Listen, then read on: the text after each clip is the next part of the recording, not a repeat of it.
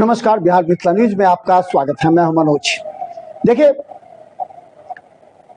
एक महत्वपूर्ण बात हम बता रहे हैं, गौर कीजिए। ये हमारा विश्लेषण है, अभिभावकों से मुलाकात के बाद हमने की है। शिक्षा क्षेत्र में जितने भी शिक्षण संस्थान हैं, उसमें से अधिकतर ये कहते हैं कि वो एक सामाजिक सेवा संस्थान चलाते हैं, सामाजिक कार्य के लिए चलाते हैं।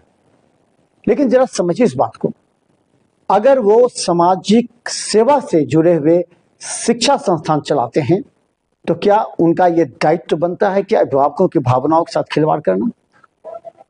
आप गौर कीजिए जरा, बहुत से ऐसे शिक्षण संस्थान हैं, स्कूल हैं, जिन्होंने पूरी तरह अपने आप को प्रोफेशनल बना लिया है, लेकिन वो कहते हैं कि समाज में सबसे आगे।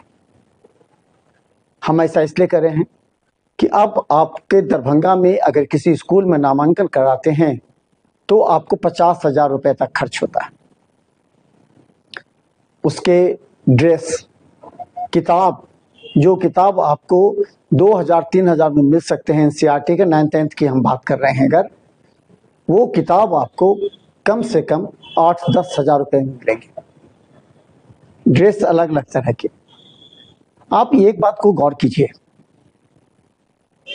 अगर 9th-10th के बच्चों के लिए हमने जो विश्लेषण किया है वो ये कि ऐसे स्कूलों में आपके नामांकन कराने से बेहतर है कि आप सरकारी विद्यालय में नामांकन करा दीजिए, क्योंकि 9th-10th में भी बहुत से छात्र क्लास नहीं जाते हैं, बहुत से स्कूल उस लेवल के शिक्षक नहीं रहते हैं। क्योंकि आप जानते हैं, करीब दरभंगा में जितने भी प्राइवेट स्कूल हैं उसमें से करीब 70% शिक्षक सरकारी सेवाओं में चले गए, सरकारी नौकरी में चले गए हैं। इसीलिए ऐसे शिक्षण संस्थानों में ऐसे शिक्षकों की कमी हो गई है जिनमें बेहतर गुणवत्ता है। चूंकि अब सीबीएसई भी कह रही है कि सभी का आपको बायोडाटा लेना है, सभी शिक्षकों को जो है वो मापदंड पर खड़े उतरना चाहिए।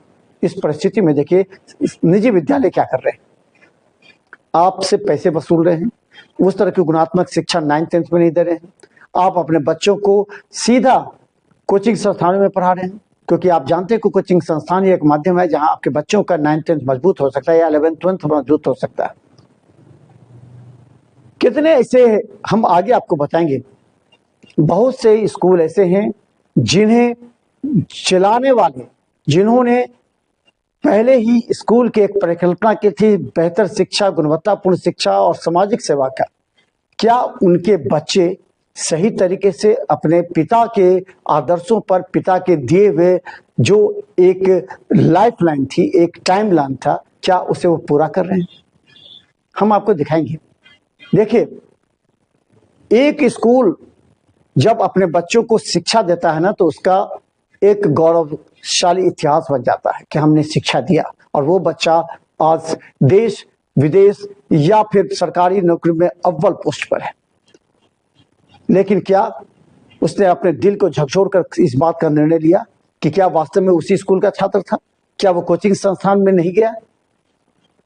क्या आप हमेशा कहते हैं कि जो कमजोर विद्यार्थियों के लिए हमारे यहाँ निःशुल्क कोचिंग है, अगर छात्र 1 घंटा स्कूल के बाद रुके तो वो कमजोर विषय पर उसकी पकड़ मजबूत करते हैं? लेकिन नहीं, आप क्या करते हैं, स्कूल के अंदर भी कोचिंग खोल लेते हैं।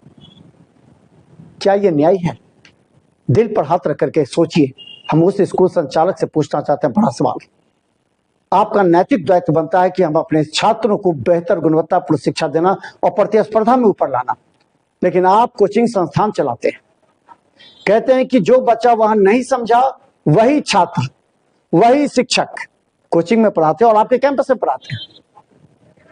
ये बातें कई अभिभावकों ने जब हमें कही तो हमें लगा कि निश्चित तौर पर यह अन्याय है छात्रों के साथ, अभिभावकों के साथ।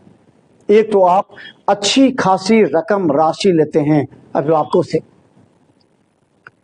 प्रोफेशनल बनिए, लेकिन इतना प्रोफेशनल मत बन जाइए कि समाज में आपके खिलाफ लोग उंगलियां उठाएं। भले नहीं बोलते होंगे लोग, हम बोल सकते हैं, क्योंकि हम एक अभिभावकों को भी हम रिप्रेजेंट करते हैं, छात्रों को भी रिप्रेजेंट करते हैं और आप स्कूलों का भी हम रिप्रेजेंट करते हैं।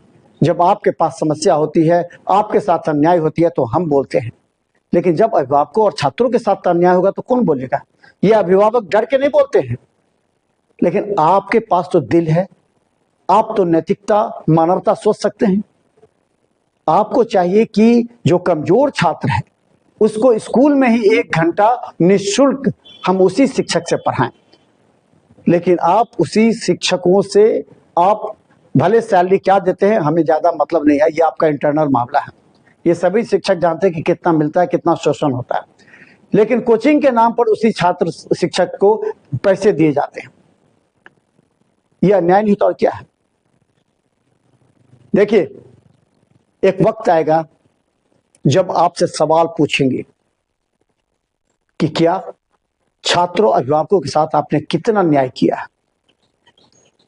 आपका जो मुख्य लक्ष्य था कि बच्चों को उच्च शिक्षा, गुणवत्तापूर्ण शिक्षा, आधुनिक शिक्षा के साथ उनसे ज्यादा राशि नहीं लेना जिसे अन्यायपूर्ण कहा जा सकता है। आप देखिए 3,000 रुपये मिनिमम हो गए हैं, चाहे वो 1 क्लास से ऊपर के हो। 4,000 4,500 रुपये मंथली आप लेते हैं 9th 10th 11th 12th के बच्चों का, जबकि उस हिसाब से आप उसको दर बताइए ना। हम बहुत से स्कूलों से सवाल पूछना चाहते हैं, कितने स्कूल ऐसे हैं जो 11th 12th के बच्चों को मैं उस तरह की तैयारी करते हैं सीबीएसई जो एनसीईआरटी लेवल पर? कितने स्कूल हैं? अगर नहीं है तो फिर आप उसे पैसे क्यों ले रहे हैं? आप कहते हैं पैसे दो और अपने बच्चों को कहीं भी चढ़ाओ, और कोचिंग संस्थान से आपकी साठगांठ हो जाती है। देखिए, हम बोल रहे हैं और हम इसका देखिए, हम अगर ऐसे अभिभावकों, ऐसे शिक्षकों को, ऐसे छात्रों को अगर दिखाने लगेंगे ना, उनकी बात को सुनाएंगे तो आपको भी बहुत शर्म आएगी। इसलिए उससे पहले हम चाहते हैं कि आप अपनी नैतिकता को झकझोड़ें और जनता की सेवा के लिए अभिभावकों को टॉर्चर मत करें, छात्रों को टॉर्चर मत करें। उन्हें पूरी तरह वैसी शिक्षा दें जिससे उन पर ज्यादा असर अब बोझ ना हो, और मन ही मन आपको कोसे नहीं। ऐसे तो नहीं बोलेंगे लेकिन कोसेंगे जरूर। किताब एक पर्टिकुलर जगह पर लेना है, कॉपी तक आपको पर्टिकुलर जगह पर लेना है। किताब की राशि क्या होगी सब जानते हैं, और ये भी जानते हैं बहुत से ऐसे एजेंसी हैं जो स्कूल को 1 फ्लोर तक बना के दे रहे हैं और कहते हैं कि इस साल मेरा किताब बिकवा दीजिए। ये अभिभावक भी अब समझ गए हैं कि एक ही जगह क्यों डॉक्टर के जैसे जिस तरह किसी भी नर्सिंग होम डॉक्टर के क्लिनिक में ही दवा बेचने लगे कि नहीं कितना दवा आपको यहीं मिलेगी, उसी तरह आप लोगों ने भी इसे धंधा बना लिया कि नहीं एक ही जगह किताब मिलेगा। हम धंधा इसलिए कह रहे हैं कि आप स्कूल संचालक या शिक्षक ही कहते हैं, डॉक्टरों ने धंधा बना लिया है। अपने ही नर्सिंग होम में दवा बेचेंगे, कहेंगे वहीं दवा लेना, नहीं तो नहीं मिलेगा। जब वो कर सकते हैं आप भी तो वही कर रहे हैं, तो आप क्यों डॉक्टरों पर उंगली उठाते हैं? देखिए, बिहार में पर हर अपडेट, इसके अलावा जो सच्चाई है हम आपके समक्ष रखेंगे। अभी भी वक्त है, न्याय कीजिए छात्रों के साथ, अभिभावकों के साथ। देखिए, ऊपर वाले आपको खुश रखेंगे, लेकिन राजनीति में जाकर के, कभी कभी बड़े अधिकारियों के संपर्क में आकर आप दबाव डालेंगे तो आपकी स्कूल के अंदर की जो एडमिनिस्ट्रेशन है, जो क्वालिटी एजुकेशन है, वो धीरे धीरे समाप्त हो जाएगा। और आप देख भी रहे हैं, समझ भी रहे हैं, लेकिन आप अनजान बने हुए। लेकिन अब ज्यादा समय अगर अनजान बनेंगे तो नुकसान आपको हो सकता है। हम आपकी मदद के लिए खड़े रहते हैं।